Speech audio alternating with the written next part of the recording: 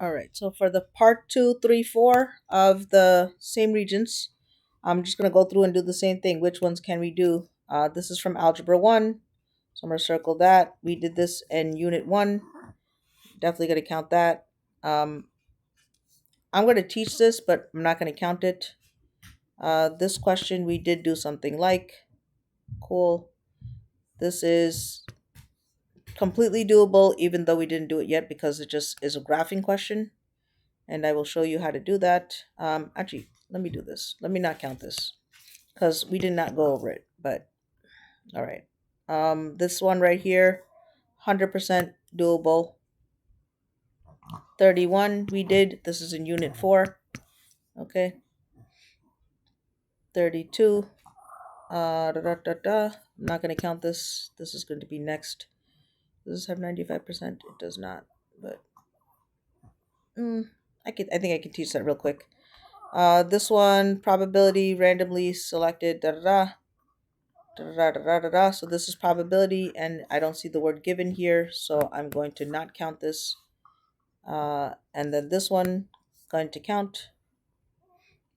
This one, definitely going to count. This one right here, going to count. And 37, going to count that as well. Okay. So those are the ones, and what I'm doing is just going through, right, and being like, okay, uh, let's do the ones that we can do at this point. All right, so let's go ahead and get started. I'm going to show you. These are worth 2 points each. So what is happening here, right? Our original function is log of x, and what is happening, right? So if it's outside, it is up or down. So this is outside the parentheses, so this is down 5 is one direction. And if it's inside the parentheses, is left or right, and it is the opposite of what you think. So you would think it's, since it's plus 3, it's moving to the right 3, but the opposite of that is left 3. So left 3 and down 5, this is Algebra 1, okay? Moving on to this one right here, we did do questions like this whenever this starts working. Hello. Okay, so we got to get our denominators to be the same. Why is this tweaking? Okay. I used the word tweaking. My dog wants to play, so she's, if you hear weird noises, that's her. So we got to get our least common denominator here. 2, between 2x, and we have a 6 and another x. Okay. So between 2 and 6, the least common denominator is 6. It's the least common multiple. And then since there is an x, we have to add that as well. So we want everything to be 6x. This right now is 2x. To get it to be 6x, you have to multiply 3. Whatever you do to the bottom, you do to the top. This one has a 6. We got to multiply it by x. Whatever you do to the bottom, you do to the top. This one has an x. You got to multiply it by 6. Again, whatever you do to the bottom, you do to the top. We did this lesson around Halloween. Once our denominators are the same, which they are all 6x now, you can cross them out. And let's write down what's left, right? So 3 times 1 is 3, minus 5 times x is 5x, is equal to 6 times 3 is 18. Come on. We could do this. So minus 3 from both sides. So negative 5x is equal to 18 minus 3 is 16. Cool.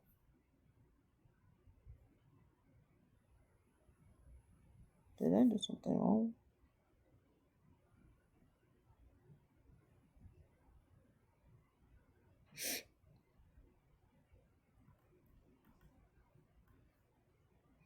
Hold on. I did nothing wrong.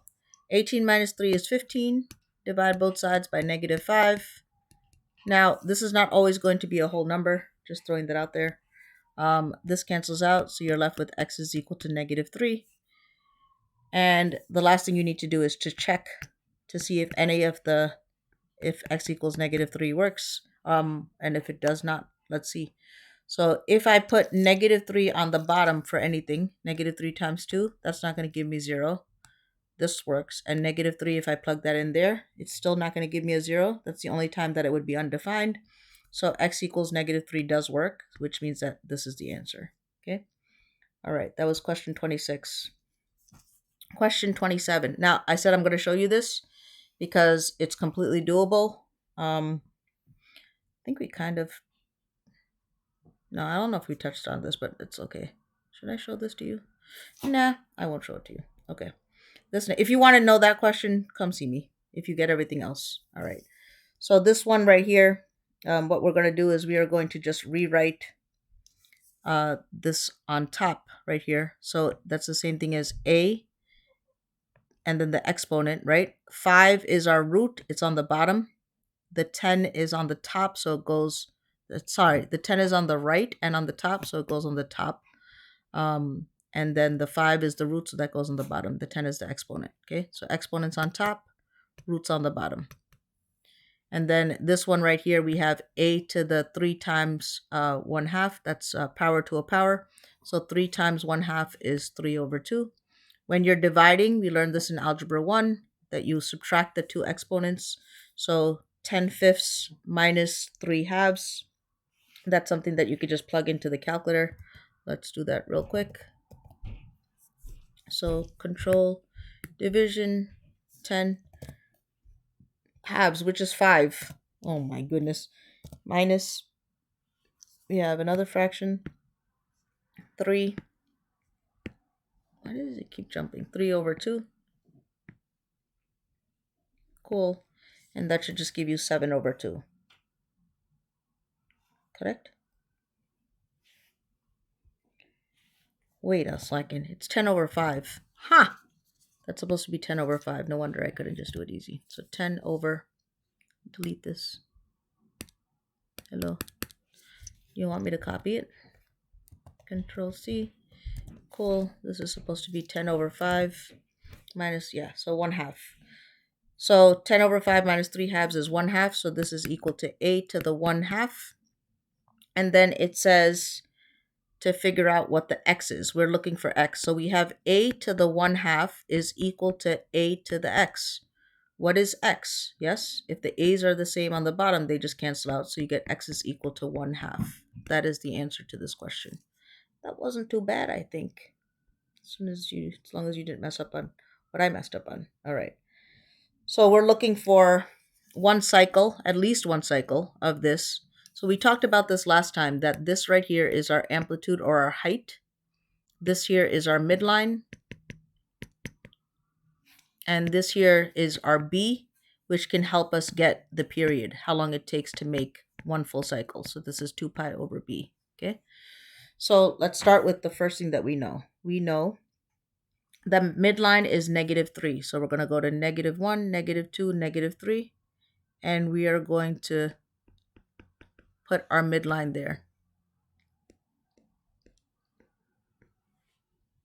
Okay, so this is -3. Specifically, y equals -3. Okay. Then, from that midline, we are going to go 5 in either direction. So we're going to look and see. So 5, let me change this color. So 1, 2, 3, 4, 5. This is going to be the highest number. 1, 2, 3, 4, 5. This is going to be our lowest number. So now sine starts at the midline and goes up and comes down. Okay, so it's going to go something like this. It's going to go up, it's going to come down, and then it's going to go back up to this midline. But I'm getting ahead of myself. The next thing we need to do is we need to figure out what the period is, how long it takes to make a full cycle. So what we're going to do here is we're going to put, instead of our B, we're going to replace this B with the number 4, right? Because B is 4 here, right? So instead of the B, we're going to put 4. And so now we have 2 pi over 4. Isn't that the same thing as 1/2 pi? Half a pi. So we're going to somehow here, we're going to figure out somewhere over here, we're going to put half pi. So if we take this 1, 2, 3, 4, we're going to call this 1/2 pi. And the reason why I split it into 4, because we have to, here, this is going to be in the middle, right? At our first spot, it's going to go to the top, to the highest point.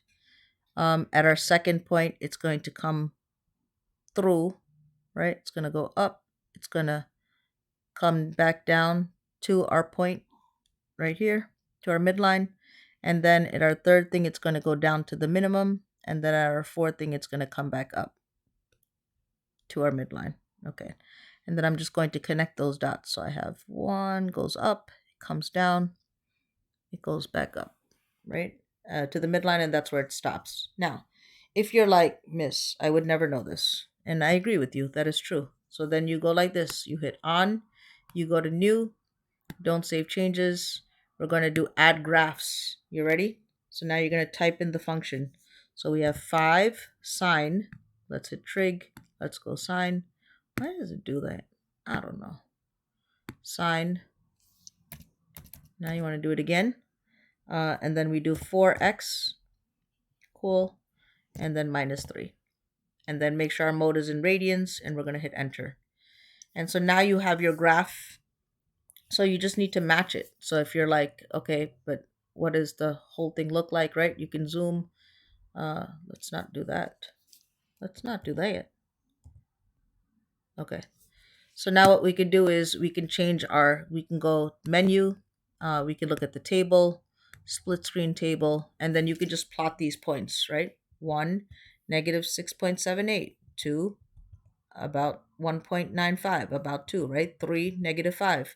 So you could use these points to graph and do a full cycle, which means until it gets back up to that midline, okay? Completely doable. Yeah. All right. And like I said, I did not count this, but if you get that, cool. If not, this is a next semester problem, okay? Question number 30, you should definitely get though. So here, they're telling us we have a function here.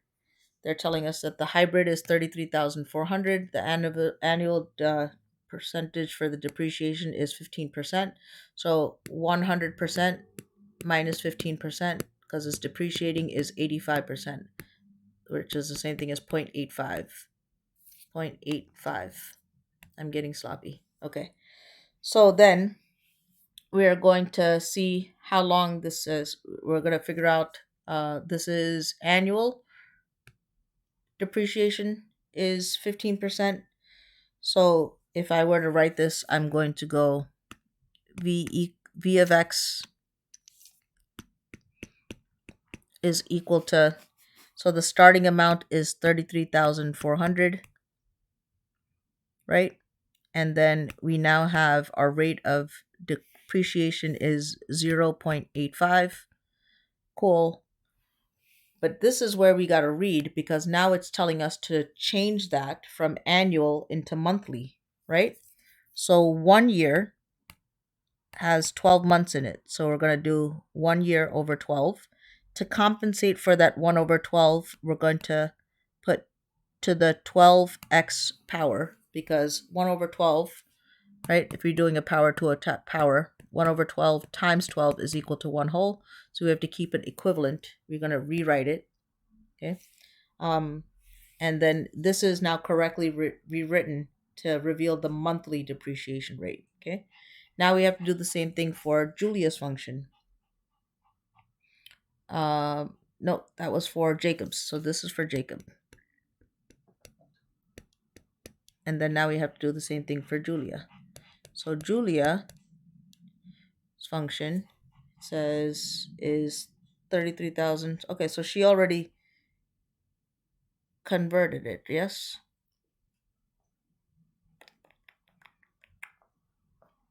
Depreciation rate, okay, 0.9865 to the 12th.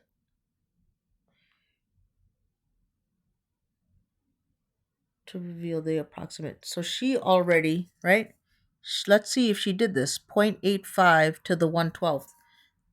Is that answer, and it's supposed to be to the 12x. So it looks like Julia is correct. Jacob, let's see. Okay, let's finish this. So then Julia says it is 33,000, that the V of x is 33,400. And then she says it's 0.9865. So let's see. Let's take our calculator. Let's hit on, new, no. Let's do 0.85 to the exponent. to the 1 over 12. So control division, 1 over 12. And 0.9865. Isn't that what Julia had? Yeah. She's correct. So 0.9865, she put that down as the number. Instead of rewriting it as 0.85 to the 1/12th to the 12x, she figured out what this is. And 0.85 to the 1/12th is not the same thing as 0.1422. Okay, so we know that Julia is the correct person. So whose function is correctly written? You have to say Julia's function is correctly written. Okay. This one is recursive. We're looking to see what is going on here. So is this are we adding or are we multiplying to get to the next number? So let's see. If this is adding, then this is plus 16. 20 plus 16 is not 50. So we know it's not arithmetic. Okay. So the other one is geometric. Let's see. So to figure out what our common ratio is, we take the second number, A2 divided by A1. So A2 is 20 divided by 8. Let's see what that is. I believe that's 2.5. I can do that in my head. Okay. So the ratio is 2.5. So let's see if that works. If I do 8 times 2.5, do I get 20? 8 times 2.5 is 20. If I continue that pattern, 20 times 2.5, do I get 50? Cool. And I can continue seeing that I can multiply. Good. So that means that we need to write down our function. So to do a recursive, you always need to write down A1. What is the first term here? 8. If you just write that down, you can get 1 point. Okay, now let's get everything.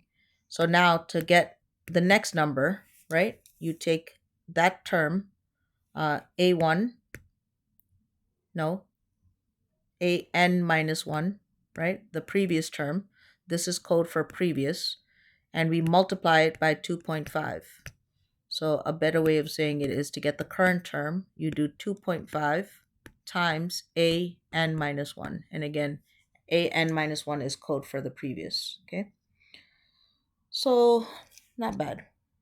31. 32, I did not count. But even if you just did that formula of the mean plus or minus 2 times the standard deviation, right? And you did this, so 4.001 plus or minus 2 times the standard deviation, and you got the range of numbers, which is 3.95 to 4.05, you would have gotten points there. But in this one right here, and like I said, I'm not banking on you to get this, but if you get it, cool. If not, no biggie. So we want to see, is the mean weight of the grocery store sample unusual? So the grocery store weighs 50 bags of oranges. They ran it assuming a mean of 4 pounds. So 4 pounds falls right into this thing. So is it unusual? We can say that the mean weight, right? Using an interval, the 95% confidence interval. Explain the results of this. So the 4 is like, assuming the mean weight of the sample unusual. So the correct answer for this is yes. It is unusual because the company claims that their bag of oranges have a mean weight of 4 pounds. And since that is within that range, it is unusual. Okay. Like I said, I didn't count this. We will go over that next semester. Question number 33. I did not count. I'm going to skip that for now. This one here, 100%, you should have gotten this right. Average rate of change on the interval from -1 to 4. So -1 is here and 4 is here. So you have to do your y2 minus y1 over your x2 minus x1 here. So let's call this x1, x2 y1, and y2. So you put that into your calculator. So 81 minus 1 all over 4 minus -1. And then you hit enter in the calculator and you're going to get 80 over 5. Cool. And 80 divided by 5 is 16. So the average rate of change for m of x, this is for m of x, is 16. And then we have to do the same thing for p of x. So we're going to do 3 to the -1 plus 1 and 3 to the 4 plus 1 and figure out what those answers are. So 3 to the -1 plus 1, 3 to the -1, go to the right, plus 1 is 4/3. So then we have, and then 3 to the 4 plus 1. So I'll go up here, grab this, 3 to the 4 plus 1 is 82. So this is 82. So if I call this y2, y1, and then this is our x1 and x2. So our point here is -1 comma 4/3 and 4 comma 82. So I'm going to do the same thing here, right? I have 82 minus 4/3 all over 4 minus -1. So I'm going to have a 5 on the bottom, and 82 minus 4/3.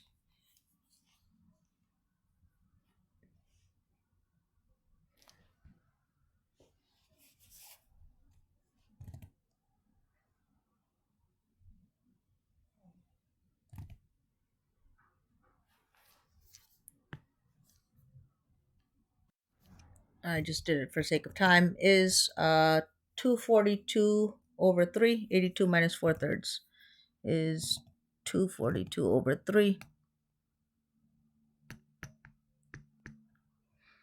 And this is not a cool number like 16, but let's finish this out. So then we have this number divided by 5, right? And we get that. So if I go menu and number, convert to decimal, so I can actually compare it, I get 16.133. 16.13333. And then it says which function has a greater, right? So which one has the greater one? The one that is p of x, right? P of x does. So we need to say p of x has higher slope or average rate of change. You have to mention that, okay? All right, question 35. So for this one, you need to use the graph. It's the only way that I showed it to you. So we need to put a directrix of 10. So let's go ahead and put this as my x, because I have to go as far high as 10. And then our y, so we have our focus is -2, 4. So it doesn't really matter where I put my y. And the Regents always will have graph paper. So definitely use the graph paper. So they tell us that the focus is at -2 comma 4. Do this in a different color so you can see it. So -2 comma 4, 1, 2, 3, 4 is our focus. And remember, our focus is a dot, okay? And it tells us that the directrix is at y equals 10. So 1, 2, 3, 4, 5, 6, 7, 8, 9, 10. Here's my directrix at y equals 10. Cool. So what we have to do next is we have to go halfway between, right? What number is halfway between this? So we have, this is at 4, this is at 10. The number in the middle is going to be right about here, right? Let's check that. 1, 2, 3. Cool. 1, 2, 3. So I'm good. So our vertex is going to be at the point -2, comma, so this is 4, 5, 6, 7. -2, comma 7. That's where my vertex is going to be. All right. And then our P is going to equal So this distance between here to here is 3. So it's going to be 3. Now we have to decide if it's going to be positive or negative. Now remember, your parabola cannot open up. Why? Because it cannot cross that directrix, right? So it has to, right? This is like a barrier. This right here is our barrier. So that means that it has to open down, which means that our P is going to be -3. Okay. The negative just means that it's opening down. All right. So now we're going to plug it into our formula. So you need to remember the formula. This is something that you're going to have to remember. Y equals 1/4p x minus h squared plus k. So we know that our p is -3 and our h and our k is where our vertex is, which is at -2 comma 7. So our h is -2, our y is 7. Okay.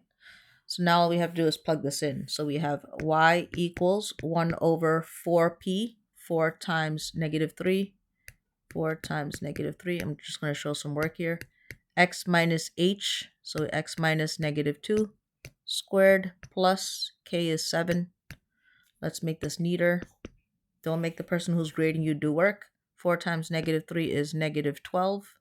So 1/-12. Don't forget the negative sign. Negative negative becomes a positive, so x plus 2 squared plus 7. Okay, that 100% can be how you leave it. This is our answer. All right, this question here, finding the zeros. Now, you 100% can take this and use the calculator to find the zeros. That would give you 1 point. But you should also do this by hand. So let's see. Let me just check one thing real quick.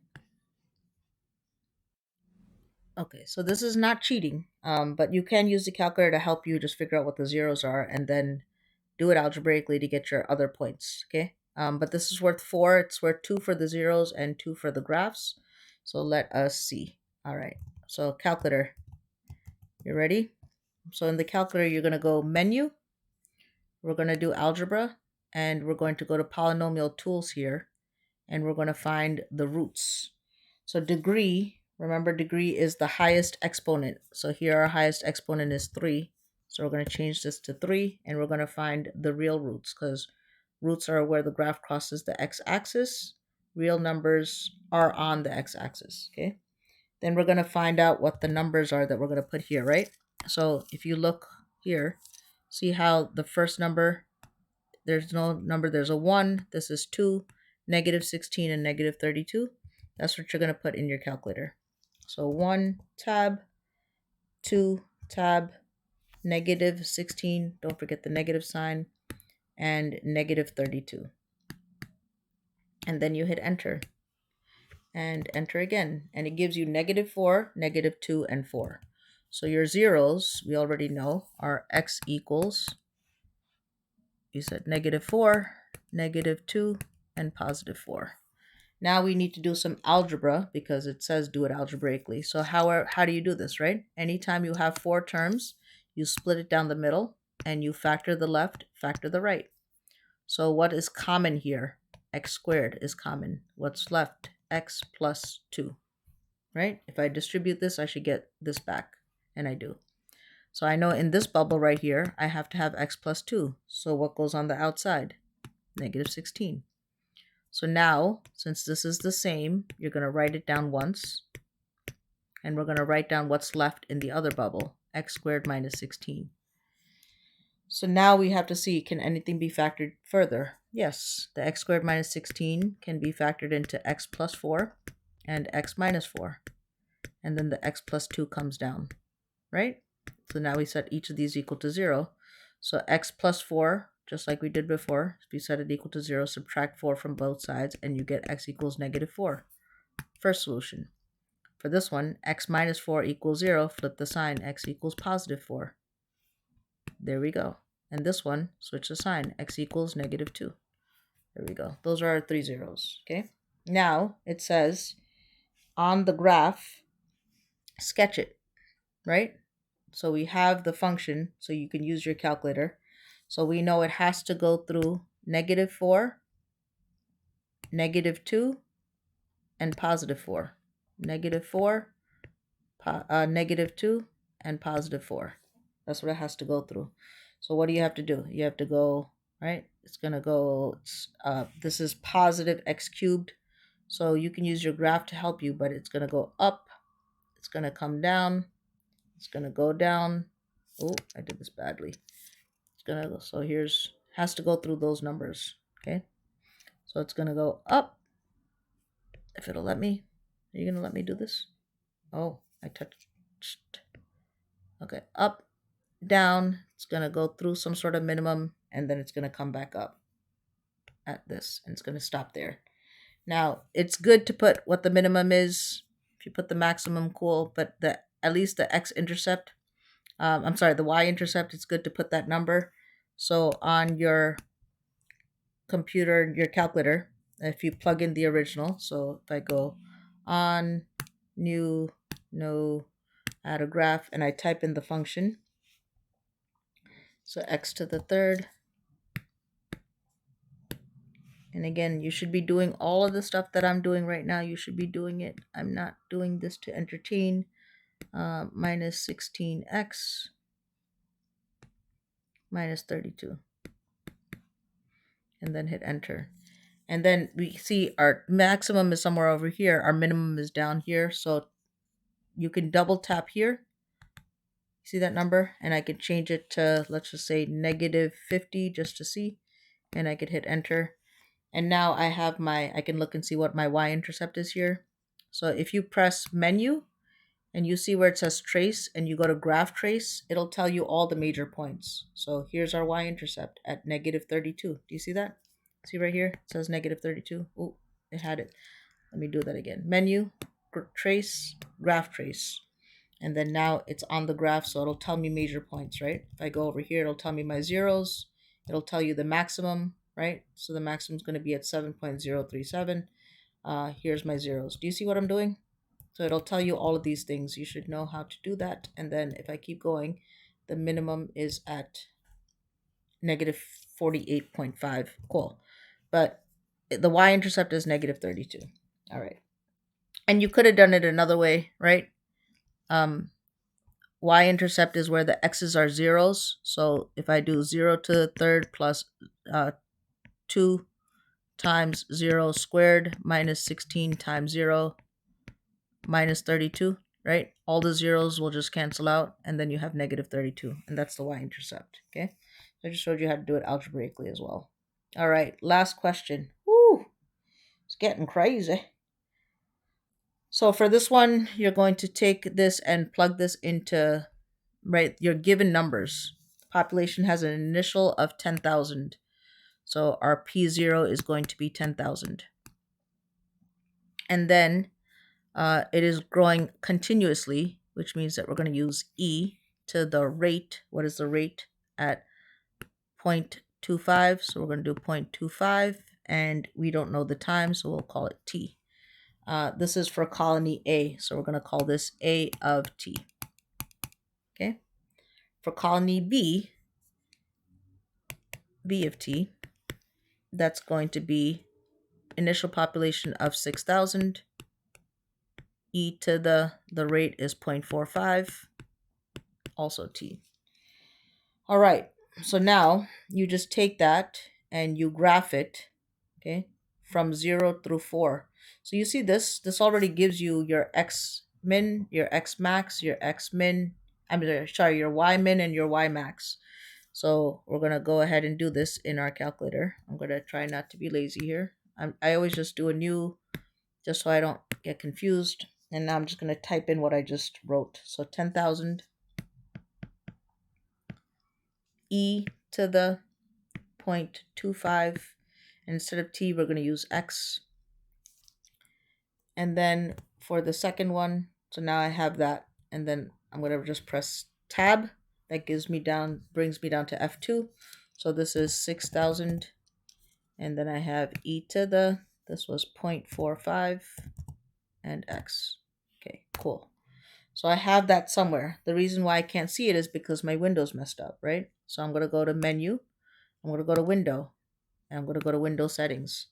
Now remember, it told us, right? In the thing, our x min is from 0 to 4. So I'm going to limit this from 0. It's up to 4. I'm going to let this be 1. Let's say scale of 1. Our y min is from 0 through 50. And I can say that this is going to go up by, let's see, it's going up by tens. So I could change this right here. For my scale, I can change it to 10. Right? Can't I? Will you let me? You'll not? Okay, whatever. Auto. And then I'll hit OK. So now, let's see what happened. So that's F3. Eh?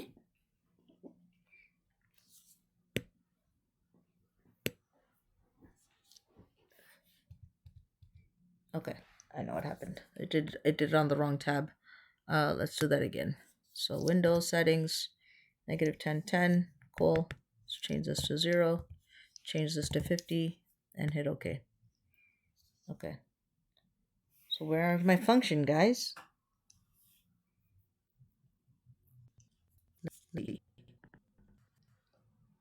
So now this might 100% happen to you.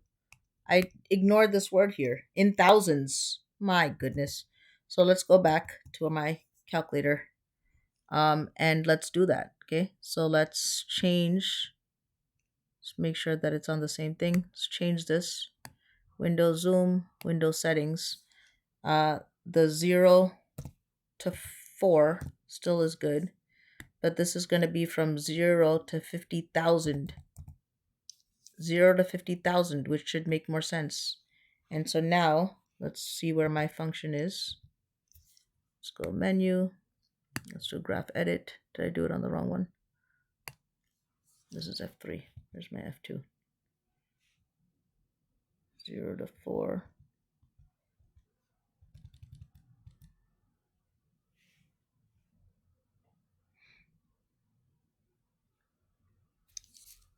Is it doing it on the wrong graph? This is the one that I want. Menu. That's F3. Is this messing with me?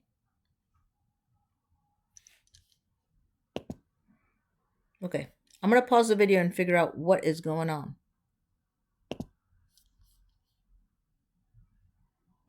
So I realized that if I just do it again and just hit new, it works. Oh, okay. Anyway, so finally did it. Hopefully it did it quicker on yours. And then if not, just do what I did. Reset everything. And then now if I go to the table, there's a couple of different ways that you could do this. You could do trace, you could do graph trace, and then you can use this to help you graph points. But I think we've done that enough now that you can see how to do the graph. So, or you can go to the table. Here's your X, here's your Y. And you could look for points. So like you could look across from 10,000, you could look across from 20,000, look across from 30,000, 40,000, 50,000. And then graph your points on the Y. And you'll get two functions that are going to look like this. This is exactly how it's going to look. And then the next thing is it's asking you state to the nearest tenths when the colonies will have the same population. So you hit menu, you go to analyze graph, and you go to intersection. So here is where you're going to use your mouse, right? So you're going to go to a little bit to the left, you're going to click it, then you're going to go drag it to a little bit to the right, click that, and it'll give you exactly where it is. So remember what we talked about? State to the nearest tenth of a month when, right? We're only looking for the x's. So our x number right here, this is to the nearest tenth. So that is 2.55, which is about 2.6. So the answer to this question right here is going to be 2.6. And then it says determine algebraically how long it's going to take to the nearest tenth of a month for the population in colony A to triple. So colony A started out with 10,000. So triple that is going to be 30,000. Okay. So we want to see when is it going to triple. So we're going to do, our function was A of t. is equal to 10,000 e to the, what am I doing, parentheses, e to the point, what was it, 0.25? Just make sure. Yep, 0.25 t. And then instead of a of t, triple that is 30,000. So we're looking to see where this is 30,000. So how do we do this? And they want us to do this algebraically. So we want to get the weird thing by itself, divide both sides by 10,000, divide by 10,000. So 30,000 divided by 10,000 is 3 equals, this baby cancels out, e to the 0.25 t. Okay. What is the opposite of e? Do you remember? ln, right? ln, so we're going to ln both sides. As soon as ln and e are next to each other, these babies cancel out. So what are we left with, right? We are left with ln of 3 is equal to 0.25 t. To get the t by itself, divide both sides by 0.25. 0.25. This cancels out, and you're left with t is equal to ln of 3 divided by 0.25. And you take that, put that into the calculator. So I never use a scratch pad. I'm going to use it right now. Control division, ln of 3. Where's ln, right? Is c above the e? Is ln, so control e to the x. So ln of 3 divided by 0.25, divided by 0.25, and enter. And you get, and they want us to round it to the nearest tenth, 4.4. So t is about 4.4. And that is how you get your last points. Okay, great job. So if you were to remember from the first part, that would have been, right, part 1, 40 points is what you would have gotten on the part 1 if you remembered everything that we did.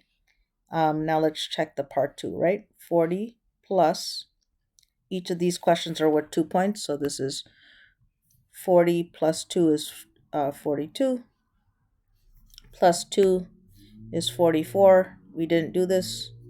Plus 2 is 46. I did not count this. 46. Plus 2 is 48. Plus 2 is 50. We did not count this. These questions are worth 4. And we're at 50. So this is another one. So this is 54. This is 58. This is 62. Ooh, this is worth 4 points. Sorry. 62. This question is worth 6 points. So 52 plus 6 is 58, right? So that's 58 points altogether. So let's go back to our conversion chart.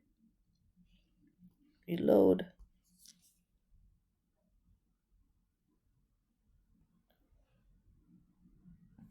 58, right? So 58, our conversion chart will say that a 58 is an 81. So you could get as high as an 81 on this Regents, which is awesome. That's amazing. If you can get an 81 on the Regents in January, imagine what you can get in June. Okay. All right. I always tell you I love you. This is another 44 minutes or so, but it'll be well worth it to go over it. All right. Thank you.